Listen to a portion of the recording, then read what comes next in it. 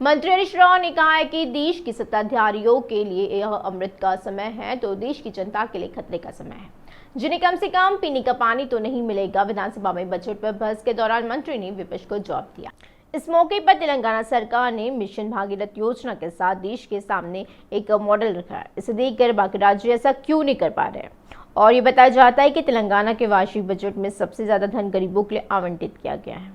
MLC कविता ने TPCC प्रमुख रेवंत रेड्डी के टिप्पणियों पर भड़क गई है और कविता ने निशाना साधते हुए कहा है, रेवंत रेड्डी के शब्द कांग्रेस पार्टी के प्रदर्शन का सबूत है। उन्होंने नाराजगी व्यक्त की है कि पीसीसी अध्यक्ष के रूप में प्रगति भवन पर टिप्पणी कर अनुचित है। Prime Minister's response to the presidential address, it was very disappointing. It was a rhetoric speech given by him, hundreds of tactfully, not even taking Mr. Adani's name or not even referring to the and middle class people of this country. Honorable Prime Minister had spoken for an hour and nothing but a repetitive, rhetorical and filled with satire and opposition. The opposition will not redeem you of your responsibilities. That Honorable Prime Minister should really tackle the opposition. If you just want to put a garb of nationalism. BRS विधायक पेद्दी सुदर्शन रेड्डी ने मांग की है कि रेवंत रेड्डी के खिलाफ प्रगति भवन को उड़ाने के लिए पीडी एक्ट दर्ज किया जाए तो तेलंगाना लोगों की आकांक्षाओं का प्रतिबिंब है। नरसमपेट के विधायक ने कहा है कांग्रेस नेताओं को उनके अहंकारी बयानों का तुरंत जवाब देना चाहिए। सीएलपी नेता भट्टी विक्रमार्का, वरिष्ठ नेता जना रेड्डी और कांग्रेस नेता सुदर्शन रेड्डी से पूछ रहे हैं कि क्या वे रेवंत की टिप्पणियों का समर्थन कर रहे हैं। पेद्दी रेड्डी ने कहा है पीसीसी अध्यक्ष की गरिमा को ठेस पहुंचाते हुए रेवंत रेड्डी ने बेतुकी बयान दिया है। सड़क पर घूमने वाले एक आम आदमी की तरह उन्होंने बात कही है। उन्होंने सवाल पूछा है कि रेवंत रेड्डी के आपत्तिजनक बयान को लेकर कांग्रेस के अन्य वरिष्ठ नेता क्यों चुप्पी साधे हुए हैं। उन्होंने कहा कि रेवंत रेड्डी के खिलाफ कानूनन कार्रवाई की जाएगी, जबकि उन्हें खिलाफ पुलिस स्टेशन में शिकायत की गई और पुलिस ने मामला दर्ज किया है। वहीं कल या परसों इस मामले को लेकर बीआरएस नेता डीजीपी से मुलाकात करेगी और शिकायत करते हुए रेवंत रेड्डी के खिलाफ कानूनन कार्रवाई करने का अनुरोध किया जाएगा। बीजेपी सांसद लक्ष्मण ने सीएम केसीआर पर कोरोना के दौरान कई लोगों की मौत के लिए जिम्मेदार होने का आरोप लगाया। उन्होंने कहा है कि वे बेरोजगारों को नौकरी देंगे, लेकिन उन्होंने अभी तक नहीं दिया। लक्ष्मण ने पूछा है कि बेरोजगारी भत्ता क्या हुआ है। केसीआर का परिवार ही राजनीतिक रूप से बढ़ रहा है। बीआरएस में महिलाओं को हेय दृष्टि से देखने वाले लक्ष्मण ने कहा है कि केसीआर के पहले मंत्रिमंडल में कोई महिला मंत्री नहीं थी। उन पर राज्यपाल के अपमान का भी आरोप लगाया गया। लक्ष्मण ने कहा है कि प्रधानमंत्री मोदी ने महिलाओं को उचित स्थान दिया है। उन्होंने सराहना की है कि उन्हें सभी क्षेत्रों में समान अवसर दिया जा रहा है। बजट सभाओं को इतिहास में सुनहरे अक्षरों में लिखा जाना चाहिए। लक्ष्मण ने कहा है कि इस अमृत आह्वान में हमारी तेलुगु महिला ने बजट पेश किया है। निर्वाचन क्षेत्र की भाजपा उम्मीदवार विधायक गज्जल्ला योगानंद ने स्थानीय जनप्रतिनिधियों पर श्रीरंगपल्ली निर्वाचन क्षेत्र के लोगों को अनदेखी करने का आरोप लगाया, जो राज्य सरकार को बहुत अधिक कर देते हैं। श्रीरंगपल्ली निर्वाचन क्षेत्र के एल1 कॉलोनी डिवीजन में जनता के मुद्दों पर इस महीने की 23 जनवरी से 5 फरवरी तारीख तक भाजपा रैंकों के साथ पदयात्रा आयोजित की गई और उन्होंने कहा कि एल1 कॉलोनी डिवीजन में ज्यादातर जल निकासी व पीने के पानी की समस्याएं हैं। उन्होंने सवाल किया है कि प्रदेश सरकार डिवीजन भर में सरकारी जमीनों पर अतिक्रमण करने वालों के खिलाफ कार्रवाई क्यों नहीं कर रही है। बीजेपी नगर सेवकों ने ग्रेटर हैदराबाद के मंत्रियों को अल्टीमेटम दिया है। उन्होंने कहा है कि जीएचएमसी की बैठकों में कदम रखने के लिए बजट में प्रस्तावित सभी फंड लाए जाए। वे इस बात के नाराज है कि हर प्रस्ताव में 3000 करोड़ की मांग की जाती है तो सिर्फ 30 करोड़ रुपए मंजूर किए जाते हैं। राज्य सरकार द्वारा किए जाने वाले सभी विकास कार्यों को जीएचएमसी पर ढकेल दिया गया है और जीएचएमसी को कर्ज के ढेर में बदल दिया है। उन्होंने कहा है कि जीएचएमसी ने इन 3 सालों के दौरान 5200 करोड़ रुपए का कर्ज लिया है और उसे रोजाना 25 लाख करोड़ रुपए का ब्याज चुकाना है। भाजपा कारपोरेटरों ने बड़े मंत्रियों को चेतावनी दी है कि अगर बजट में 3000 करोड़ रुपए आवंटित नहीं किए गए तो वे विधानसभा का घेराव करेगी। हैदराबाद के वनस्थलीपुरम साई स्वरूप अस्पताल में डॉक्टरों की लापरवाही के चलते गर्भवती महिला की मौत हो गई। इसको लेकर परिजनों ने अस्पताल के सामने धरना दिया है। परिजनों का आरोप है कि डॉक्टरों की लापरवाही से उनकी बेटी की मौत हुई है। हैदराबाद के वनस्थलीपुरम साई स्वरूप अस्पताल में डॉक्टरों की लापरवाही के चलते गर्भवती महिला की मौत हो गई। इसको लेकर परिजनों ने अस्पताल के सामने धरना दिया है। परिजनों का आरोप है कि डॉक्टरों की लापरवाही से उनकी बेटी की मौत हुई है। हरिकथा महोत्सव एक पारंपरिक तेलुगु कला रूप रविंद्र भारती में भव्य रूप से आयोजित किया गया है। तेलंगाना राज्य सरकार के सलाहकार केवी रमनाचारी के 71वें जन्मदिन को मनाने के लिए 7 दिनों तक हरिकथा महोत्सव आयोजित किया गया। समापन सत्र में कर्नूल की डी लक्ष्मी महेश श्रीनिवास ने अपने कल्याणम हरिकथा गायन से दर्शकों को प्रभावित किया है। किन्नर कला अकादमी के तत्वाधान में आयोजित कार्यक्रम के मुख्य अतिथि के रूप में सारेपल्ली कुंडलराव एवं अश्विनी समूह प्रमुख सुब्बा राव ने भाग लिया और रमनाचारी दंपति का अभिनंदन किया है। कला क्षेत्र में उनकी सेवाओं के लिए प्रशंसा की गई है। वक्ताओं का दावा है कि रमनाचारी महान कला के धनी हैं। उन्होंने कहा कि उन्होंने जिला कलेक्टर, सूचना विभाग के आयुक्त, संस्कृति विभाग के आयुक्त और टीडीडी के अध्यक्ष के पद संभाले हैं। वक्ताओं ने सरकारी सलाहकार के रूप में काम करते हुए सहायक कला और कलाकारों के लिए रमनाचारी की सेवाओं को याद किया है। आर्टिफिशियल इंटेलिजेंस के क्षेत्र में चैट जीटीपी के नाम पर माइक्रोसॉफ्ट द्वारा दी जा रही चुनौती के लिए गूगल तैयार है। गूगल बार्ड नामक एआई आधारित चैटबॉट तैयार कर रहा है जो डायलॉग एप्लीकेशन के लिए लैंग्वेज मॉडल पर आधारित है। वर्तमान में बार्ड केवल विश्वसनीय परीक्षकों के लिए उपलब्ध है। गूगल को इस साल इसे व्यापक रूप से उपलब्ध कराने की उम्मीद है।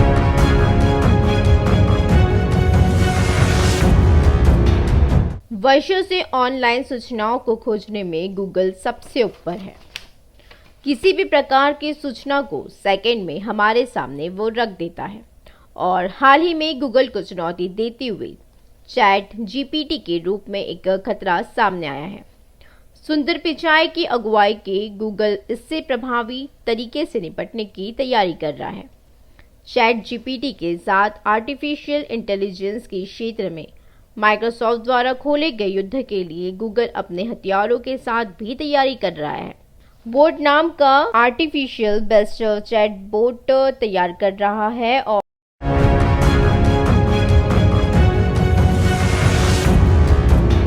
गूगल के सीईओ सुंदर पिचाई ने सोमवार को एक ब्लॉग पोस्ट में खुलासा किया है कि बार्ड वर्तमान में केवल विश्वसनीय परीक्षकों के लिए उपलब्ध है और उन्होंने कहा है कि प्रायोगिक परीक्षण के बाद इस साल इसका व्यापक इस्तेमाल किया जाएगा। गूगल का दावा है कि बार्ड छोटे बच्चों के लिए भी आसानी से समझ में आने वाले तरीके से जटिल अंतरिक्ष खोजी की व्याख्या करता है। गूगल ने कहा है कि बार्ड रात के खाने की योजना बनाने, घर में फ्रिज में सब्जियों के आधार पर रात के खाने में क्या बनाया जा सकता है जैसे टिप्स भी दे सकता है। सुंदर पिचाई ने एक ब्लॉग पोस्ट में लिखा है कि बार्ड रचनात्मक और जिज्ञासा का एक मंच बनेगा।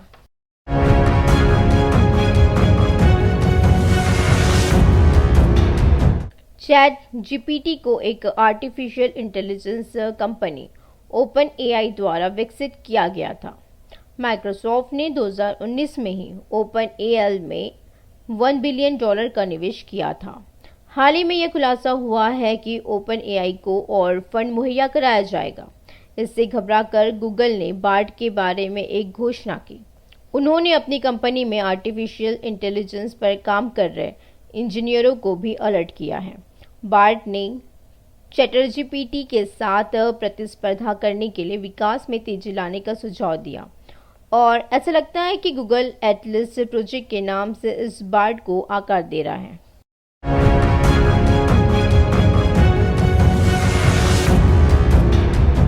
बार्ड चैटजीपीटी के समान एक कृत्रिम बुद्धि आधारित प्रयोगात्मक संवादी सेवा है। इसे डायलॉग एप्लीकेशन के लिए लैंग्वेज मॉडल के आधार पर डिजाइन किया गया है। उपयोगकर्ताओं द्वारा पूछे गए सवालों के जवाब देने के लिए इंटरनेट से ताज़ा गुणवत्तापूर्ण जानकारी प्रदान करता है। चैट जीपीटी और बार्ड के बीच अंतर। चैट जीपीटी को सफल बनाने के लिए माइक्रोसॉफ्ट ओपन एआई में करीब $10 अरब का निवेश करेगी। इसे बिंग सर्च इंजन से जोड़ने पर काम चल रहा है और इसका मुकाबला करने के लिए बार्ड को लाया गया था। वर्तमान में चैटजीपीटी के उत्तर 2021 तक इंटरनेट पर उपलब्ध जानकारी पर आधारित है, लेकिन बार्ड ऑनलाइन उपलब्ध नवीनतम जानकारी का उपयोग करता है। विशेषज्ञों का कहना है कि इससे बार्ड को एक अतिरिक्त लाभ मिलने की संभावना है। वर्तमान में चैटजीपीटी सभी के लिए मुफ्त में उपलब्ध है। वे ChatGPT+ नामक एक सशुल्क संस्करण भी प्रदान करते हैं। बार्ड अभी भी कुछ लोगों के लिए उपलब्ध है, सभी को इसका उपयोग करने में थोड़ा समय लग सकता है।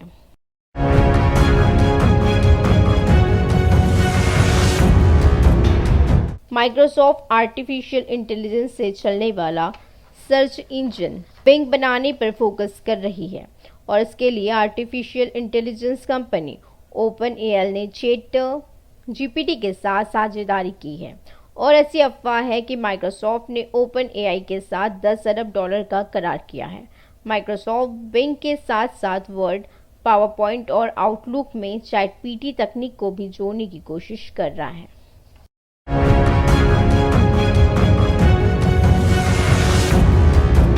AIKS के राष्ट्रीय महासचिव डॉक्टर वीजू कृष्णन ने केंद्र सरकार की किसान विरोधी नीतियों के खिलाफ देशव्यापी समन्वित आंदोलन का आह्वान किया है। AIKS के राष्ट्रीय महासचिव डॉक्टर वीजू कृष्णन ने केंद्र की नरेंद्र मोदी सरकार द्वारा अपनाई जा रही किसान विरोधी नीतियों के खिलाफ देश भर में संगठित आंदोलन का आह्वान किया है। AIKS के राष्ट्रीय पदाधिकारियों की एक बैठक राष्ट्रीय उपाध्यक्ष हन्नन मोल्ला के अध्यक्षता में सुंदरिया विज्ञान केंद्र हैदराबाद में हुई है और इस मौके पर उन्होंने कहा कि केंद्र सरकार किसानों को दिए गए लिखित आश्वासन को रोक चुकी है। उन्होंने कहा है कि वह भूल गई कि वह न्यूनतम समर्थन मूल्य कानून बनाएंगी। उन्होंने कहा कि किसानों की आत्महत्या के सिलसिले को रोकने के लिए इस बजट में कोई विशेष आवंटन नहीं दिया गया है। उन्होंने कहा कि कॉटन कॉर्पोरेशन ऑफ इंडिया को आवंटित होने वाली धनराशि को पूरी तरह से कम कर दिया गया है। उन्होंने कहा कि केंद्र सरकार कपास की खरीद के लिए कदम नहीं उठा रही है। BC वेलफेयर एसोसिएशन के राष्ट्रीय अध्यक्ष जाजुला श्रीनिवास गौड़ ने कहा है कि राज्य सरकार द्वारा पेश बजट में BC के साथ घोर अन्याय किया गया है। बजट का 2% BC को आवंटित करना अपमानजनक है, जो राज्य की 60% आबादी का गठन करता है। CM KCR ने कई बार वादा किया है कि वह BC के व्यापक विकास के लिए काम करेगी और इसे नजरअंदाज कर दिया। उन्होंने आरोप लगाया कि पिछले बजट में BC को आवंटित राशि का 50% भी खर्च नहीं किया गया और उन्होंने BC को बजट आवंटन में भेदभाव दिखाने के लिए केंद्र सरकार की आलोचना की है। मंत्री ने केटीआर से पूछा कि क्या उन्होंने राज्य में कोई BC नहीं देखा। जाजुला ने कहा है कि BC को बजट आवंटित करने के केंद्र और राज्य सरकारों के रवैये के विरोध में वे इस महीने की 13 तारीख को राज्य भर में सभी कलेक्ट्रेट कार्यालयों के सामने बजट की प्रतियां जलाएंगे। टॉलीवुड की हीरोइन श्रीलीला ने ग्रीन इंडिया चैलेंज में हिस्सा लिया और पौधे रोपे। गच्चीबावली में राष्ट्रीय पर्यटन और आतिथ्य संस्थान में अपने छात्रों के साथ पौधे लगाए हैं। उन्होंने राज्यसभा सांसद संतोष कुमार द्वारा चलाए गए ग्रीन इंडिया चैलेंज के तहत इस कार्यक्रम में भाग लिया है। श्रीलीला ने कहा है कि उन्हें इस महान कार्यक्रम में भाग लेकर और पौधे रोप की प्रसन्नता हो रही है। श्रीलीला ने कहा है कि ग्रीन इंडिया चैलेंज के तहत 17 करोड़ पौधे लगाना बहुत बड़ी बात है। इस मौके पर उन्होंने सभी से पौधारोपण करने को कहा है और उन्होंने ग्रीन इंडिया चैलेंज की जनक सांसद संतोष कुमार का आभार व्यक्त किया है। हमारे देश में वोटरों की संख्या हर साल बढ़ रही है।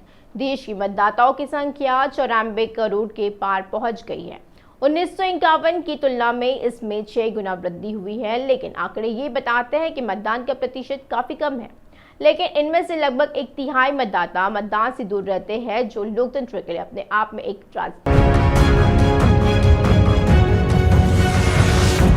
केंद्रीय चुनाव आयोग ने ऐलान किया है कि देश में मतदाताओं की संख्या 94 करोड़ 50 लाख हो गई है। चुनाव आयोग के अनुसार मतदान प्रतिशत 1951 में हुए पहले आम चुनाव की तुलना में 6 गुना अधिक है। 140 करोड़ से ज्यादा आबादी वाले देश में इस साल 1 जनवरी तक 94 करोड़ 50,25,694 ने वोटर के तौर पर अपना नाम दर्ज कराया। चुनाव आयोग ने कहा है कि इन कुल मतदाताओं में से लगभग 31 करोड़ 50 लाख मतदाताओं ने पिछले 2019 के लोकसभा चुनाव में मतदान नहीं किया था। चुनाव आयोग की रिपोर्ट के अनुसार इनमें से अधिकांश मतदाता शहरी लोग, युवा और प्रवासी हैं। 1951 से 2019 तक के वोटिंग पैटर्न पर नजर डालें तो 1951 में हुए पहले आम चुनाव में 17 करोड़ 32 लाख लोग वोटर के तौर पर रजिस्टर्ड थे। इसमें से केवल 45.67% लोगों ने अपने मताधिकार का प्रयोग किया है। 1957 में हुए आम चुनाव के समय 19 करोड़ 37 लाख लोग मतदान के योग्य थे, लेकिन उनमें से केवल 47.74% लोगों ने मतदान दिया। 1962 के आम चुनाव में 21 करोड़ 64 लाख मतदाताओं में से 55.42% ने अपने मताधिकार का प्रयोग किया था। देश के इतिहास में ऐसा पहली बार हुआ है जब 50% से ज्यादा वोटिंग हुई है।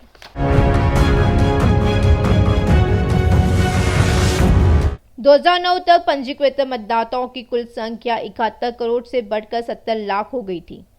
हालांकि उस समय के मतदान में केवल 58.21% लोगों ने मतदान केंद्र पर जाकर मतदान किया था।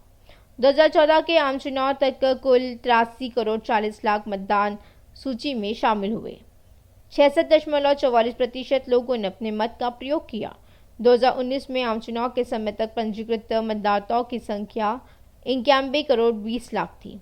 इसमें से केवल 67.40% लोगों ने अपने मताधिकार का प्रयोग किया है। आजादी के बाद भले ही साल बीत गए हो, हालांकि मतदाताओं की संख्या काफी बढ़ रही है। मतदान प्रतिशत अपेक्षित स्तर पर नहीं हो रहा है।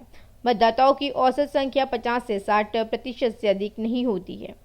राजनीतिक विश्लेषकों का कहना है कि यह लोकतंत्र के लिए अच्छा घटनाक्रम नहीं है और कहा जाता है कि शहरी मतदाताओं, युवाओं और रोजगार के लिए दूसरे क्षेत्रों में चले गए लोगों द्वारा मतदान में रुचि नहीं होने के कारण मतदान प्रतिशत कम है।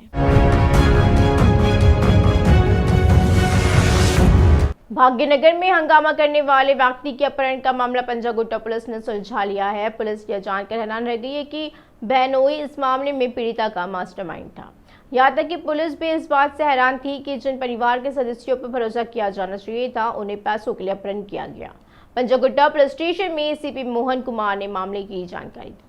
अमीरपेट के मुरली कृष्ण, जो एक विदेशी नौकरी सलाहकार के रूप में काम कर रहे हैं, को एक इनोवा कार में जा रहे 5 लोगों ने रोका था जब वो पिछले महीने की 27 तारीख को लाल बंगला अमीरपेट के पास नीरज पब्लिक स्कूल में अपने बच्चों को छोड़ने जा रहे थे। उन्होंने मुरली कृष्ण को यह कहकर कार में जबरन बिठाया कि वह आयकर अधिकारी है।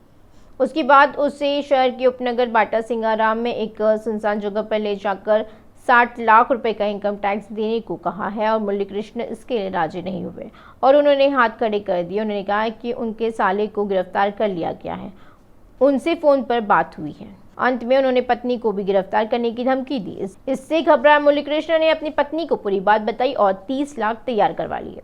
आरोपियों को साले को पैसे देकर नाम पर लाया किया और वहां बैग लेकर आरोपी मुरली कृष्ण को आउटर रिंग रोड पर छोड़ गए। पीड़ित वहां से घर पहुंचा और इस महीने की 4 तारीख को पंजागुट्टा पुलिस ने संपर्क किया। मामला दर्ज करने वाली पुलिस ने इसे गंभीरता से लिया। मोबाइल सिग्नल और सीसीटीवी कैमरों के आधार पर जांच की और मामले को सुलझा लिया है।